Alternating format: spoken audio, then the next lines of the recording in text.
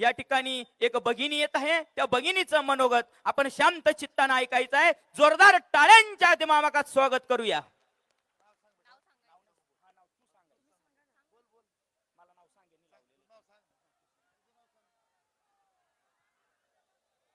जय जिजाऊ जय शिवराय. माझे नाव योगिता संजय खंडे. येथे जमलेल्या माझ्या तमाम मराठा बंधू भगिनींनो, मराठा योद्धा मनोज जरांगे पाटील यांनी पेटवलेल्या मराठा आरक्षणाच्या क्रांती यज्ञात ज्या मराठा बंधू भगिनींनी आपल्या जीवाची समिधा वाहिली त्या सर्वांना मी प्रथमतः अभिवादन करते व मराठा योद्धा जरांगे पाटील यांना त्रिवार मानाचा मुजरा. होय, मुजराच करते, कारण या खोटारड्या व लबाडपणाच्या दुनियेत स्वतःच्या कुटुंबासह स्वतःलाही वाहून घेणारा, स्वतःलाही मराठा आरक्षणाच्या चळवळीत वाहून घेणारा असा प्रामाणिक नेता लाभणे हे आपल्या समाजाचे अहोभाग्यच आहे. या देशामध्ये स्वातंत्र्यपूर्व काळात मागासलेल्या जातींना आरक्षण देणाऱ्या छत्रपती शाहूंच्या विचारांनी प्रेरित होऊन आज संपूर्ण भारतामध्ये आरक्षणाचे कायदे लागू करण्यात आलेले आहे. हे छगन भुजबळांसारख्या जातांत नेत्यांनी विसरून चालणार नाही.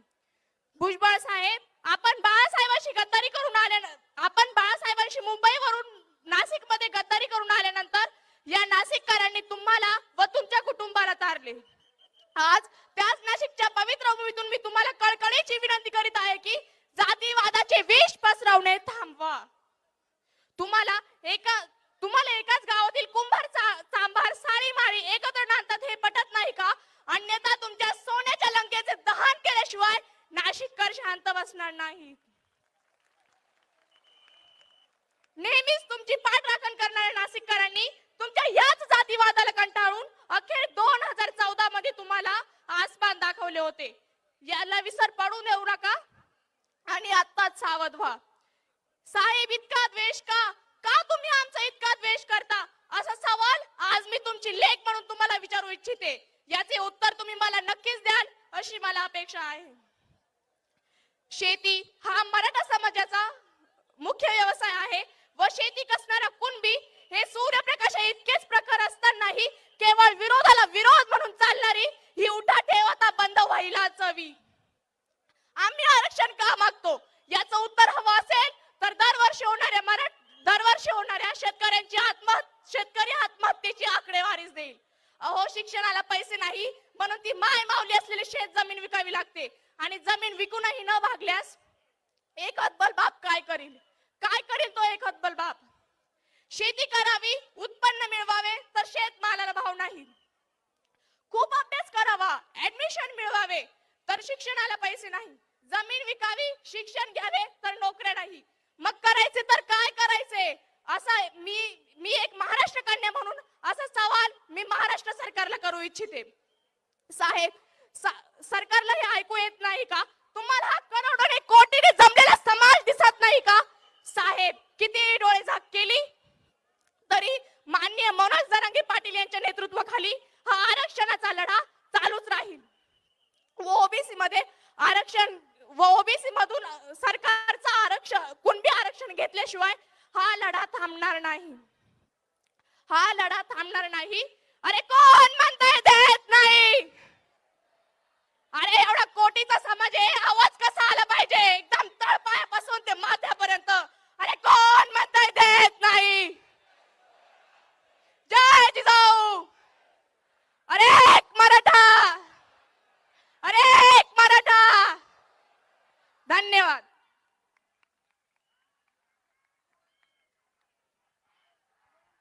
छत्रपती शिवाजी महाराज की. एक मराठा. अरे कोण म्हणता देत नाही? धन्यवाद दीदी. या ठिकाणी खऱ्या अर्थानं ज्यांनी आपल्या मराठा समाजासाठी अमरण उपोषण केलं, आदरणीय पाटलांसारखंच एक व्यक्ती आपल्या जिल्ह्यात आहे, ज्यांनी 54 दिवस साखळी उपोषण आणि उरलेले 6 दिवस अमरण उपोषण केलं. ते नानाजी बच्छाव ते या ठिकाणी आलेले आहे. त्यांनाही खूप खूप धन्यवाद. त्यांनी व्यासपीठावरती येऊन एकदा हात जोडून सर्व मराठ्यांना या ना, सर्वांना महत्वाची सूचना, हा डी झोन आहे. डी झोन पोलीस प्रशासन कृपया सर्व डी झोन मोकळा करायला या ठिकाणी साहेबांनी सांगितलेलं आहे. डी झोन सगळा मोकळा करा. आतमध्ये कुठल्याही प्रकारचे स्वयंसेवक या ठिकाणी बसणार नाही, ही सर्वांना नम्र विनंती. यानंतर अर्चनाताई तुपे या ठिकाणी मनोगत व्यक्त करताय.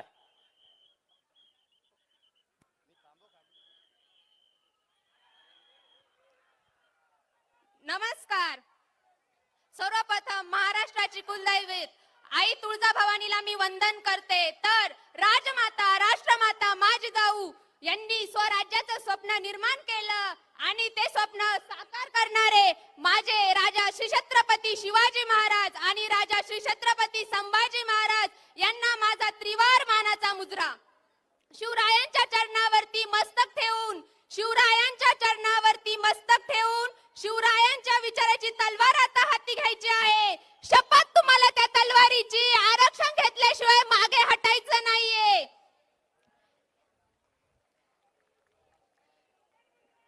युवा क्रांती एकट्याने होत नसते. युवा क्रांती एकट्याने होत नसते. आवाज एकट्याने उठवल्याने होत नसतो. आवाज जर एकट्याने उठवला तर त्याला वेडा म्हणतात, 100 उठवला तर त्याला दंगल म्हणतात आणि तोच आवाज जर हजारांनी उठवला तर त्याला गोंधळ म्हणतात.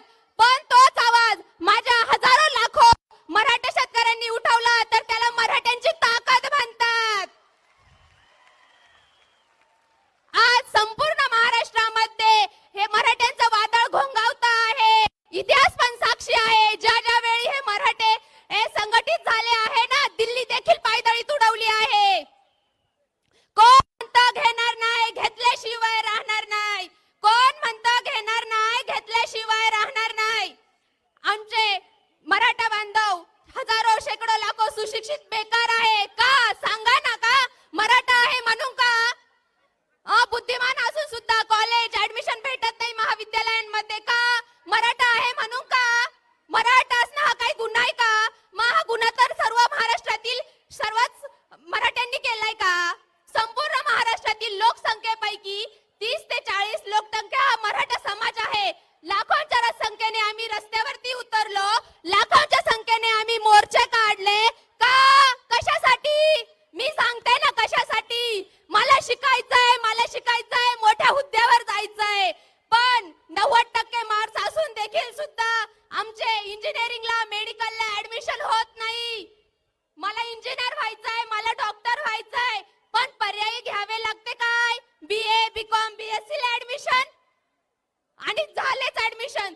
तरी माझा मराठा शेतकरी बाप कशा भरणार त्या फिया? किती असतात त्या फिया? कसा भरणार माझा सामान्य मराठी शेतकरी बाप? आम्ही मराठ्यांच्या पोटी घेऊन काय पाप केलंय का? सांगा ना. मराठ्यांच्या पोटी जन्म घेऊन काही पाप केलंय का? जे सरकार आरक्षण आम्हाला शिकू देत नाही आणि दुष्काळ बापाला पिकू देत नाही. कारण बघता आणि संघर्ष करून जर घेतलेच माझ्या भावांनी शिक्षण, तर नोकरी आहे का त्यांना? सांगा ना. आहे का त्यांना नोकरी? नोकरीही मिळत नाही त्यांना. कारण काय? न मिळालेले आरक्षण. माझ्या सर्व मराठी बांधवांना ही विनंती आहे की आपण आतापर्यंत आरक्षणासाठी लढलो. आतापर्यंत आपण मरण घेतले मातीसाठी आणि देशासाठी. आता लढणार शिक्षणासाठी. अहो, जीव तळवळत नाही का तुमचा? रक्त आटत नाही का तुमचे? संताप नाही होत का तुमचा? सरकार म्हणतो बेटी बचाओ बेटी पढाओ. सरकार म्हणतं मुलींना वाचवा, मुलींना शिकवा.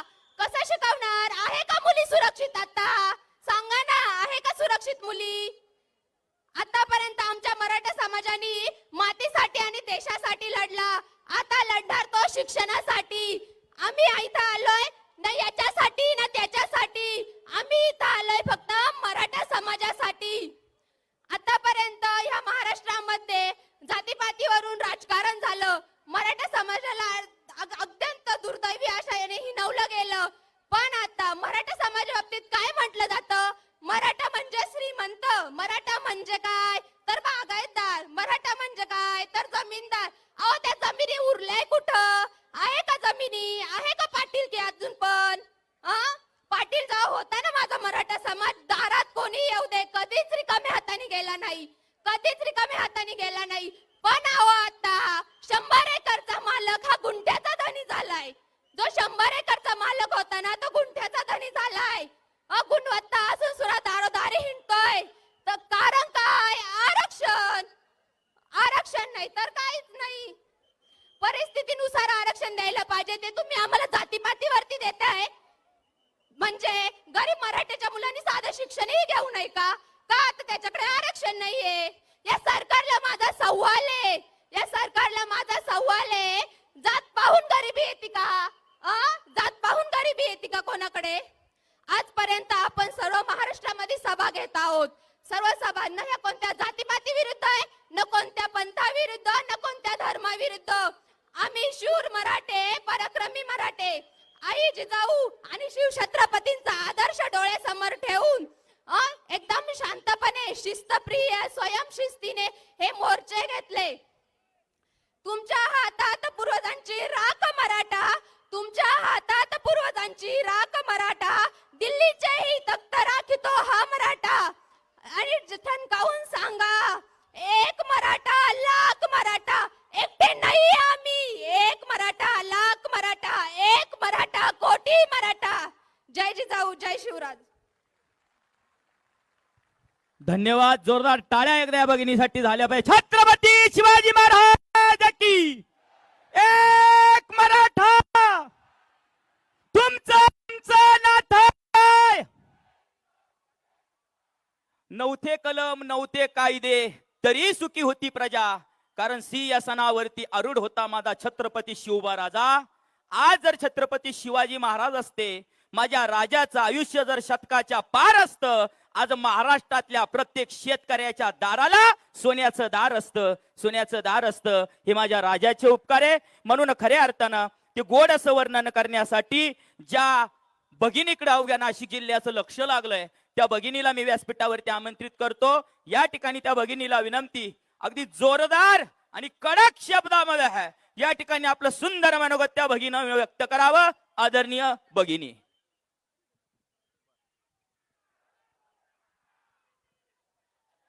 कुलस्वामिनी तुळजाभवानी आईला वंदन करून आणि आदरणीय वंदनीय अशा मासाहेब जिजाऊ आणि अखंड महाराष्ट्राचे कुलदैवत, आराध्य दैवत श्री छत्रपती शिवाजी महाराजांच्या पवित्र स्मृतीस अभिवादन करून इथे जमलेला माझा तमाम मराठा, इथे जमलेला माझा कोटी कोटी मराठा, तुम्हा सर्वांना या जिजाऊच्या लेकीचा शिवनमस्कार.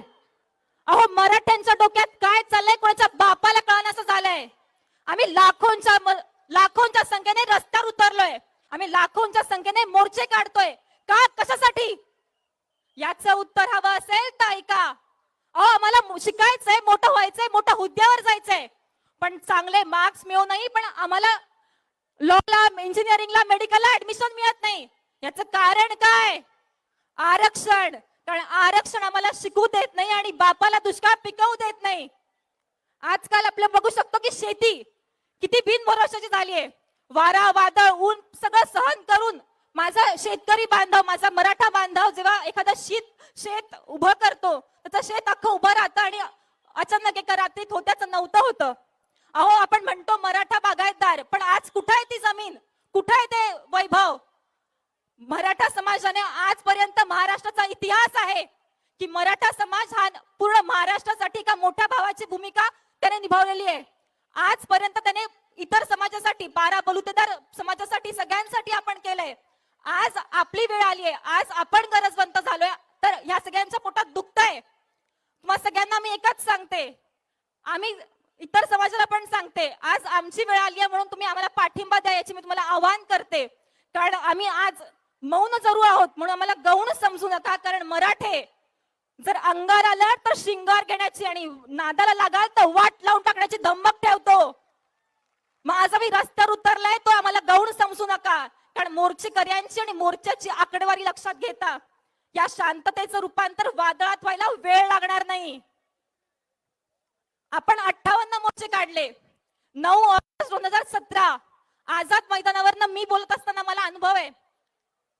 आपण एवढे 58 मोर्चे काढून सुद्धा या सरकारला जाग आली नाही. याचं कारण एकच, कारण मराठा समाजातील जे प्रस्थापित नेते होते त्यांनी फक्त स्टेजवर येऊन फक्त आपला पाठिंबा दाखवण्याचं नाटक केलं, पण खरंच कोणीच आपली जबाबदारी घेतली नाही. आज मी स्वतःला भाग्यवान समजते आणि सौभाग्य समजते माझं हे, की आपल्याला माननीय जरांगे पाटील यांचं सारखं नेतृत्व मिळालं. कारण मराठा मोर्चा जेव्हा निघाले 58 मोर्चे होऊन सुद्धा आपल्याला न्याय नाही मिळाला, याच्यापेक्षा शोकांतिका काय असू शकते? तुमच्या वार्डातले, तुमच्या प्रभागातले सगळ्या मराठा नेत्यांना तुम्ही बघा, कोणी आपली जबाबदारी घेतली? आज मराठा माननीय जरांगे भाऊ पाटील यांचं स्वागत आगमन झालेलं आहे. मी त्यांच्यासाठी एकदा म्हणते की त्यांनी आपल्या घरावर तुळशीपत्र ठेवून त्यांनी आपल्या मराठा समाजासाठी वाहून घेतलाय, झोकून घेतलाय. त्यांच्यासारखं कणखर करारी नेतृत्व आपल्याला मिळालेलं आहे. आणि तुम्ही लक्षात घ्या, जेव्हा एखादा योद्धा जेव्हा शरण जात नसतो, माझ्या सर्व मराठा बांधवांना विनंती आहे की आपल्या सर्वांना ते दिसणार आहेत रॅम्प वरून येताना, आपण आपापल्या जागी शांतपणे बसून राहायचंय. आपला मराठा समाजाला मी आज भाग्यवान समजते, कारण आपल्याला जरांगे पाटलांसारखं नेतृत्व मिळालेलं आहे. एक करारी, ज्यांना ते जनसामान्यात आलेले आहेत, ते आपल्यातलेच एक आहेत. त्यांना आपल्या वेदना समजतात, त्यांना आपल्या कष्टांची, यातनांची जाणीव आहे. आणि म्हणूनच आपण त्यांच्या पाठीशी खंबीर उभं राहायचंय. ते सांगतील तीच पूर्व दिशा. कारण आजवर आपली जबाबदारी कोणीच घेतली नाही, आणि ज्या खंबीर नेतृत्वाने आपली जबाबदारी घेतली आहे, तर आपलं हे कर्तव्य आहे की आपण त्यांच्या पाठीमागे एकनिष्ठ राहूया, त्यांचे हात बळकट करूया. जेव्हा एखादा योद्धा शरण जात नसतो, तेव्हा त्याची बदनामी केली जाते, त्यांच्या माणसांत फूट पाडली जाते, जाती जातींमध्ये तेढ निर्माण केला जातो. आपण कोणाच्या वाट्याचं हिसकावून खात नाहीये, पण तरी पण इतर जाती बांधवांमध्ये आपल्याविषयी तेढ निर्माण केली जाते, आपल्याविषयी त्यांच्या मनामध्ये विष कालवलं जात आहे. आपण ह्या कोणत्याही अफवांना, बदनामीला बळी न पडता जरांगे पाटलांच्या पाठीशी कायम उभं राहायचंय. मराठ्यांच्या मावळ्यांसाठी आणि जिजाऊंच्या लेकींसाठी एकच सांगते, हॅलो, एक होऊन पेटवू स्वाभिमानाच्या मशाली, एक होऊन पेटवू स्वाभिमानाच्या मशाली, एक आम्ही सारे फक्त या मराठा छताखाली, एक आम्ही सारे फक्त या मराठा छताखाली. आज ज्यांच्या पोटात दुखतंय त्यांच्यासाठी एकच सांगते, तुम्ही सगळ्यांनी लक्षात ठेवा, एक झालाय मराठा, जागा झालाय मराठा. हा मराठा जो म्हणतो मरा आपल्या मातीसाठी, देशासाठी, राखट व्हा स्वरक्षणासाठी, आणि ठाम राहा सत्याशी. आणि आज सत्य हेच आहे की आपल्याला आरक्षण हवंय. आम्ही सगळे कुणबी आहोत. कुणबी म्हणजे शेतकरी, शेतकरी म्हणजे कुणबी, आणि आम्हाला कुणबी प्रमाणपत्र मिळाल्याशिवाय आम्ही शांत बसणार नाही. या सत्याधाऱ्यांना एकच सांगेल, तुम्ही पण लक्षात ठेवा, आज जे आपल्याविषयी बोलतायत, ज्यांच्या पोटात दुखतंय, तुम्ही त्यांची वेळ आल्यावर त्यांना एकच सांगा, जो मराठों के हित की बात करेगा वही महाराष्ट्र पे राज करेगा. हे ब्रीदवाक्य पाठ करून घ्या. जो मराठों के हित की बात करेगा वही महाराष्ट्र पे राज करेगा. मराठ्यांच्या एकीसाठी हृदयात जाऊ दे पुन्हा एकदा तो रांगडा जोश, हृदयात जाऊ दे पुन्हा एकदा तो रांगडा जोश. दाही दिशी घुमू दे शिव छत्रपतींचा घोष, दाही दिशी घुमू दे शिव छत्रपतींचा घोष. प्रौढ प्रताप पुरंदर सिंहासनाधीश्वर राजाधिराज शिव छत्रपती महाराज की जय, शिव छत्रपती महाराज की जय. एक मराठा कोण मराठा, एक मराठा. अरे तुमचं नातं काय? अरे तुमचं नातं काय? या सरकारला एकदाच ठणकावून सांगते, हिशोबात राहा, कारण जागा झालाय हा मराठा. आणि असंच ह्या आपल्यातली स्फूर्ती आपण अशीच कायम ठेवायची आहे. आणि आपल्यातली शिस्त, आपण कोणत्याही संविधानाचा अपमान भंग केलेला नाहीये. आणि आपल्या या मोर्चांना गालबोट लागण्यासाठी खूप षडयंत्र रचले जात आहेत, तर आपण त्याची काळजी घ्यायची आहे. जाताना एकच सांगेल, जब नील गगन में केसरिया लहराएगा, तब होश ठिकाने आएगा. जयोस्तु मराठा, जय हिंद, जय महाराष्ट्र. धन्यवाद. जोरदार टाळ्या भगिनीसाठी झाल्या पाहिजे.